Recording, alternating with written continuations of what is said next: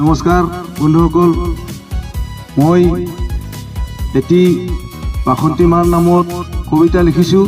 সেয়েহে মই এই কবিতাটি আপোনালোকক আবৃত্তি কৰি শুনাবলৈ ওলাইছোঁ। সেয়েহে আপোনালোকে অতি মনোযোগেৰে মোৰ এই কবিতাটো শুনিব আৰু লগতে যদি কিবা ভুল ভ্ৰান্তি হৈছে তেতিয়াহ'লে আপোনালোকে মোক ক্ষমা কৰিব। আৰম্ভ কৰিছোঁ। ও মা বাসন্তী, ও মা বাসন্তী, ও মা বাসন্তী, তোমাৰে চৰণত জ্বলালো বন্তি, তোমাৰ চৰণত হাতযোৰ কৰিছোঁ, বিশ্বক ৰাখিবা শান্তি।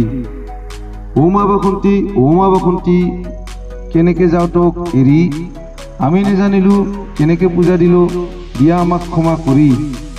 ঘৰতে আহিলি পথতে নামিলি, ভক্তই ধৰিলে বেৰি, ঢাক ঢোল বজাই বজাই আদৰি আনিব, আহিবা লাহে লাহে খোজ কাঢ়ি। এইখন জগতক ৰক্ষা কৰিলি, তুমিয়েই হৈছে ঈশ্বৰৰ নাৰী, ভক্তৰ মাজত মৰম বিলাই বিলাই তলাতে যাবাগৈ ঘূৰি। দেৱসকলে তোমাক আৱিৰ্ভাৱ কৰিলে, হাতত দিলে অস্ত্ৰ তুলি, দহখন হাতেৰে বিৰাট ৰূপ ধৰিলি, মহিষাসুৰক বধ কৰিম বুলি। দশমী দিনৰে পৰা আমাক এৰি যাবি, ভক্তৰ বুকু উঠাও কৰি, ধৰা ধৰি কৰি উটুৱাই দিব, নদীতে থাকিবা পৰি।